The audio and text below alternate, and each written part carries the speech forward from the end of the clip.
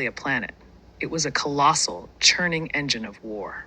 Its swirling, tempestuous atmosphere hid not just storms of gas, but layers upon layers of orbital fortresses, vast shipyards, and weapon platforms that scarred the very fabric of space around the gas giant. Miles-thick orbital armor, plating, and energy shields shimmered like an artificial skin, a palpable barrier against any who dared approach without clearance. Life on Jupiter, or rather, around it, was dictated by military precision. The sprawling stations and repurposed atmospheric mining facilities weren't cities, they were barracks, command centers, and logistical hubs. Every structure, every corridor, every breath drawn felt measured and controlled, serving the singular, relentless purpose of projecting and consolidating power. At the heart of this immense military complex resided the Jovian High Command. These were not statesmen or diplomats. They were generals, forged in a culture that prized ruthless efficiency and absolute obedience above all else. Their faces, often etched with the cold calculations of countless simulated battles, rarely betrayed emotion, only the grim determination of strategists plotting galactic conquest. Ambition was the currency here, raw and untainted by sentiment. The death of Emperor Troy III had not sparked sorrow or uncertainty among the Jovian elite. It had ignited a ferocious, calculated hunger. The vacant throne represented the ultimate prize, and the generals saw the ensuing chaos not as a tragedy, but as an unparalleled opportunity to seize control of the entire solar system. Their command centers were monuments to cold logic. Holographic displays pulsed with real-time fleet positions, casualty projections, and resource allocation algorithms. Every decision was a data point, every life a variable in the vast, complex equation of war. There was no room for empathy, no consideration for the human cost, only the stark, brutal arithmetic of victory. The military machine they commanded was terrifying in its scope and capability. Leviathan dreadnoughts hung in the Jovian orbit like metal moons, flanked by swarms of cruisers, destroyers, and countless fighter craft. Ground forces, adapted to endure crushing gravity and hostile environments, were deployed from orbital dropships, hitting planetary surfaces with devastating, overwhelming force. For the vast majority of the Jovian population, life was a bleak existence of service or servitude. They were cogs in the war machine, their individuality erased by rank and function. Survival meant adhering strictly to protocol, suppressing any flicker of dissent, and accepting that their lives were entirely expendable in the grand designs of the generals. Warfare, as practiced by the Jovians, was an art of brutal, systematic eradication. They didn't seek to negotiate or pacify, they sought to conquer and subjugate. Planets were targets, populations resources, or obstacles. Their tactics were often designed not just to defeat, but to utterly break the will of their enemies, leaving behind only ashes and despair. This was the power base from which General Varkas rose, embodying the very essence of Jovian might and ambition. He was the ultimate product of this merciless system, a general whose strategic brilliance was matched only by his chilling lack of compassion. Jupiter was his forge, and the solar system was his intended dominion. The colossal gas giant hung in the void, a silent, ominous declaration of intent. It was a fortress built upon the principles of power and control, a stark reminder that in this new era of civil war, the greatest threats often came from those with the coldest hearts and the most calculating minds, ready to unleash unimaginable destruction to claim the throne. General Varkas the Jovian was less a man and more a force of nature, a living embodiment of Jupiter's crushing gravity and relentless storms. His physical presence was immense, a towering figure built like a war engine, every line of his heavily armored frame speaking of brute strength owned by years of unforgiving conflict. To stand before him was to feel the weight of 1,000 atmospheres pressing down, a chilling precursor to the devastation he was capable of unleashing. His reputation preceded him across the solar system, a litany of horrors whispered in hushed tones. Tales of planets razed, populations enslaved, and enemies subjected to cruelties that defied imagination clung to him like the perpetual ammonia clouds of his homeworld. Varkos didn't just defeat his foes, he utterly annihilated them, leaving behind nothing but scorched earth and broken wills as a testament to his passage. Beneath the brutal exterior lay a mind as sharp and cold as vacuum-forged steel. Varkos was a strategic genius, capable of dissecting complex battlefields and anticipating enemy moves with unnerving accuracy. His plans were intricate tapestries of destruction, woven with threads of deception, overwhelming force, and a chilling disregard for the cost in lives, both his own and the enemy's. His army was a reflection of its commander, vast, disciplined, and utterly loyal. Drawn from Jupiter's harsh moons and the countless souls subjugated under Jovian rule, they were an unstoppable tide of hardened warriors. Their loyalty wasn't born of affection or shared ideals, but forged in the crucible of fear and the promise of absolute dominance, a bond stronger and more terrible than any sentiment. They followed Varkos into the maw of certain death without hesitation, their movements precise and their resolve unbreakable. Decades of brutal training and indoctrination had stripped them of individuality, molding them into perfect instruments of Varkos's will. They were his fists, his shields, his ravenous teeth tearing through the solar system.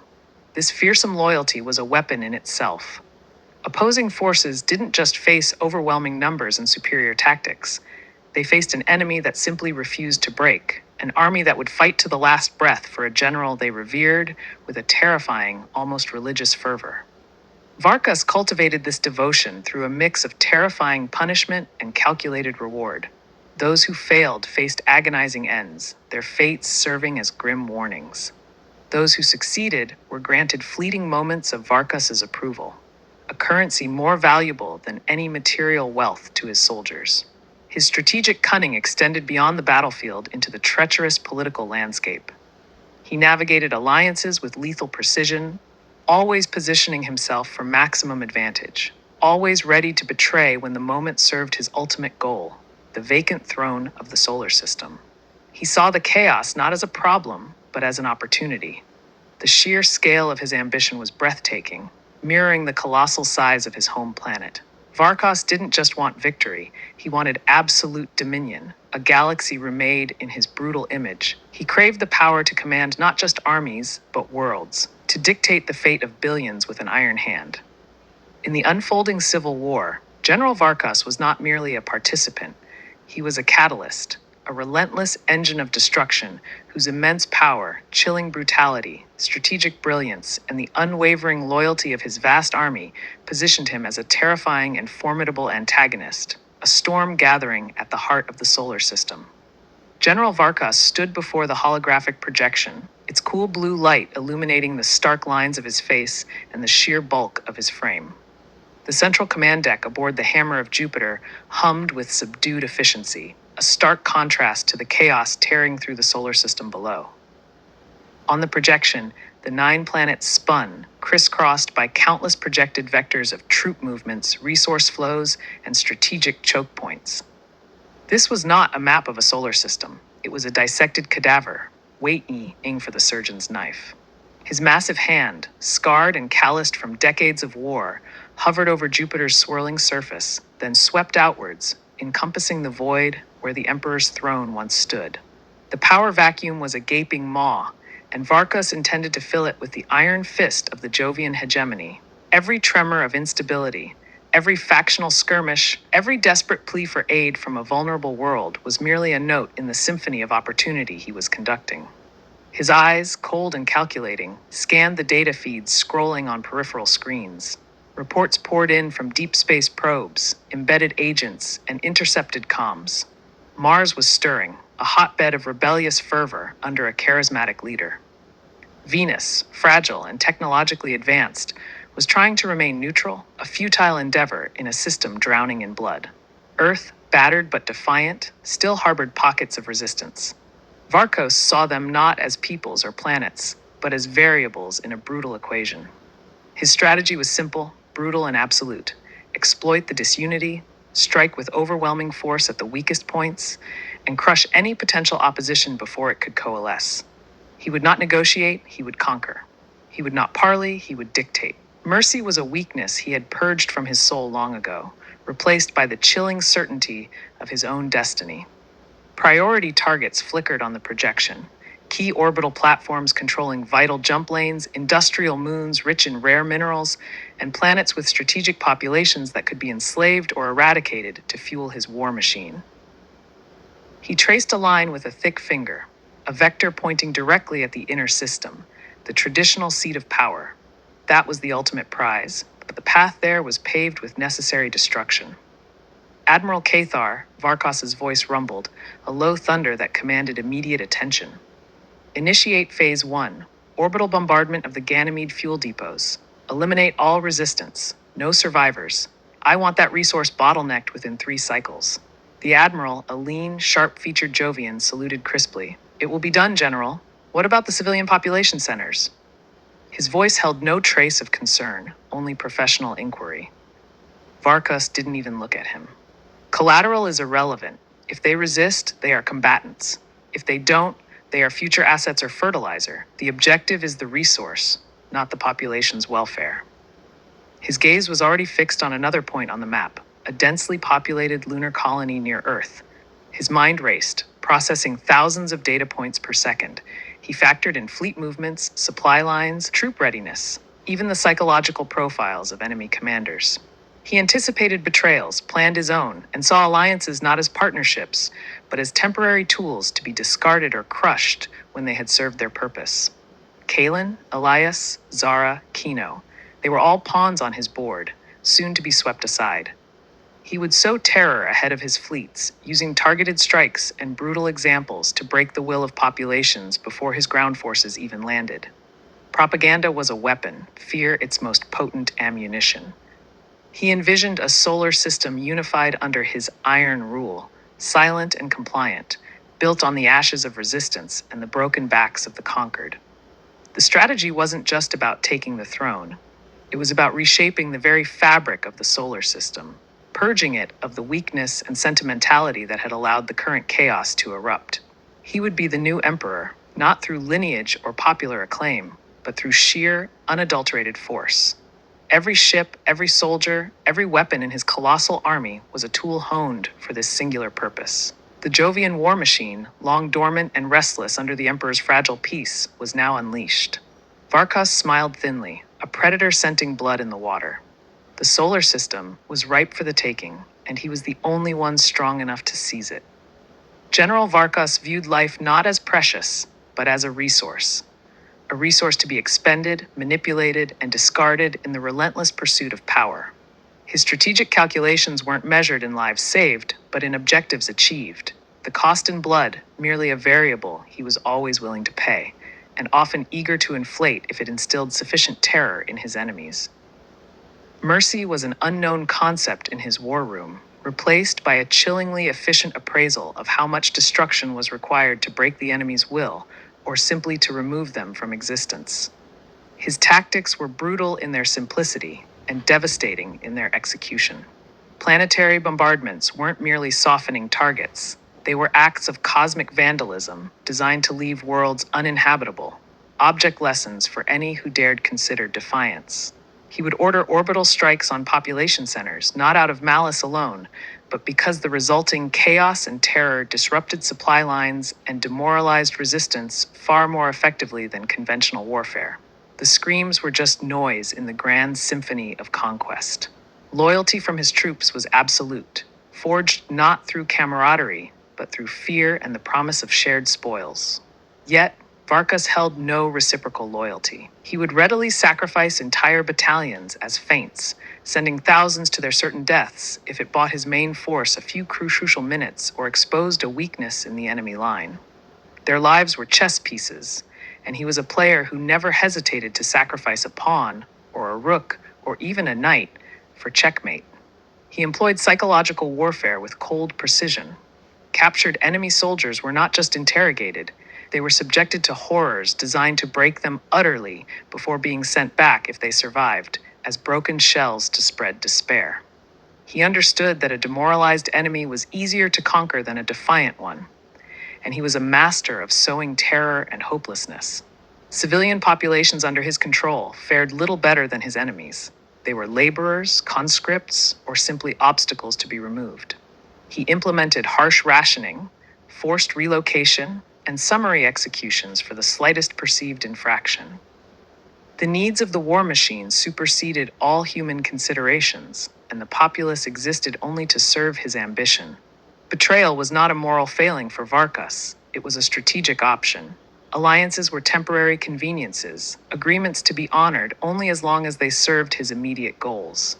The moment a partner became a liability, or worse, a potential rival, Varkas would turn on them with swift, merciless violence, eliminating them before they could even react. His campaigns were marked by a trail of scorched planets and enslaved populations. He didn't just defeat armies, he dismantled societies.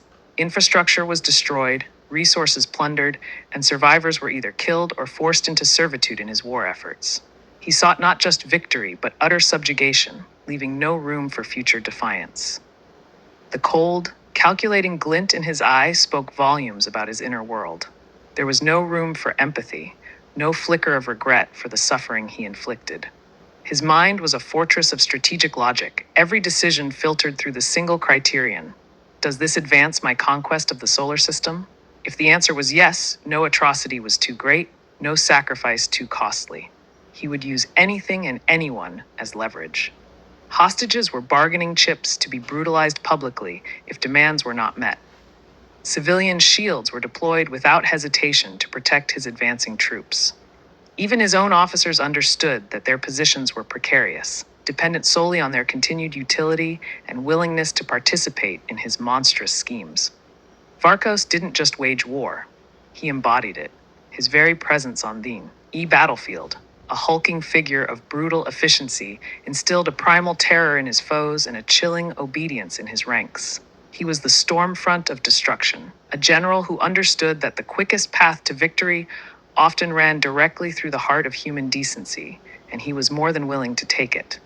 General Varkas was not merely a military commander, he was a force of nature, a Jovian storm made flesh and steel. His reputation preceded him like a toxic cloud, whispered in hushed tones from the inner planets to the farthest reaches of the Kuiper Belt. He was the architect of annihilation, the general who didn't just win battles but erased civilizations from the star charts. His cruelty was not born of madness, but of a chillingly rational calculation. Every atrocity, every scorched planet, every enslaved population served a strategic purpose in his grand design for absolute dominion. He understood that terror was a weapon as potent as any plasma cannon, and he wielded it with unmatched precision. The orbital bombardment of the Martian colony of Ares Prime was a prime example. Not strategically vital, its destruction was a message, a horrifying demonstration of Varkos's willingness to inflict unimaginable suffering to break the will of any who dared oppose him. The echoes of that day resonated across the system, a testament to his merciless resolve. His soldiers, drawn from the brutal, militaristic society of Jupiter's moons, were fanatically loyal, forged in the same crucible of cold logic and unyielding discipline. They saw him not just as a leader, but as an avatar of Jovian might, a being destined to impose order, no matter the cost in blood and bone. Varkos moved with a predatory grace despite his immense physical presence. His gaze held the cold, calculating depth of Jupiter's swirling eye, missing nothing, forgiving less. He could dissect an enemy's strategy in moments, predicting their moves with unnerving accuracy, always one step ahead. He relished the chaos of the battlefield, the brutal ballet of destruction and death. While others fought for ideals, or survival, or even just profit, Varkos fought for the pure, unadulterated pursuit of power. The vacant throne of the emperor was his ultimate prize, and he would wade through oceans of gore to claim it. His alliances were fleeting, built on convenience and the absolute certainty that he would betray them the moment they ceased to serve his purpose.